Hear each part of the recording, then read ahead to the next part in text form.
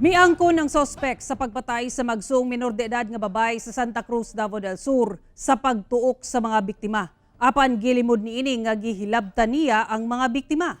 Atong sayro ng detalye niini sa live report ni Argil Relator. Argil.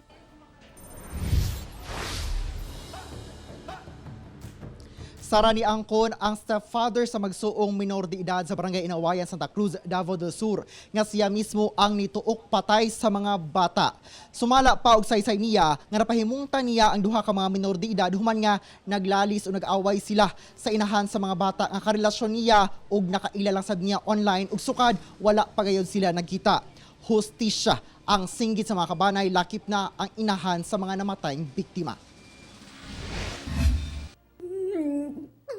Hustisya lang hinihingi ko. Makuha ang hustisya ng mga anak ko. Yung dalawang anak ko. Walang kasalanan yung dalawa ko. Mao kini ang singgit sa inahan nga usa ka OFW dihang gipatay ang iyang 15 anyos ug 9 anyos nga mga anak nga babae niadtong Biyernes sa kadlawon sa ilang balay sa Barangay Inawayan, Santa Cruz, Davao del Sur. Gihaya na sa usa ka punerarya sa maong lungsod ang patayng lawas sa duha ka mga batang biktima. Akong igsuon nga nakadungog siya gihilak nga mura na lag-iring. Kaisa rapod. Wala lang po siya nanumbaling. Unya, pagkaugma, akong anak gisugo na ako. Kay wala man may kakita sa bomba nga nangaligo mga bata. Kay eskwela man. Akong gipaadto sa akong anak. Pagpaadto na ko sa akong anak, natingala man ko nga perti ng hilak sa akong anak, ni singgit siya o kinsay gapatay ani. Nagtingkagol na sabkaron sa detention facility sa Santa Cruz Municipal Police ang suspect nga si alias Janjan, human madakpan sa Banisilan, North Cotabato.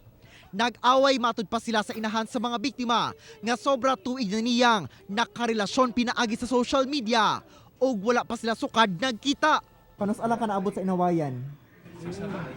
Sa August 22, sir. August 22, kinsa nagpaadto si mo sa Inawayan? Ang inahan, sir. Ang inahan. Unsay sabot ninyo sa inahan? Ganun, dito na daw ko dito na daw ko magpuyo, tapos dito na daw ko mangitag trabaho. Nagsabot mo nga ikaw mabantay sa mga anak niya. Oo, sir. Oh. Pero wala pa gid mo sa nagkita sa inahan. Wala pa, sir. Gisalig na matud pa kaniya ang pag-atiman sa mga bata. Apan doon na matud pa sila'y wala pag sinabtanay sa inahan tungod sa kwarta. Din iyang gipahimungtan ang mga bata. Nasulod ako sa balay, sir, tapos natuok na ko mga bata, sir. Unsay na si muna ato? Wala na po, sir. Nablangko na po akong isip, sir. Sa kalagot, sir. Nganong nakababa ang suot pang ibaba sa usa sa 15 anyos? Aksyon na po na ko unta, sir, pero nawasan man ko, sir. Manulakaw na lang ko. Action og Ano ka na, sir? Gamit, sir. so giplano ni mga hilabtan ang mga bata unta. Oo, sir, pero wala na ko nabuhat, sir. Kaya naglakaw na ko, sir. Gilimod sab sa suspect nga iya ang nakuha sa iyang posisyon nga sa siya'y sa gituwang shabu og improvised shotgun.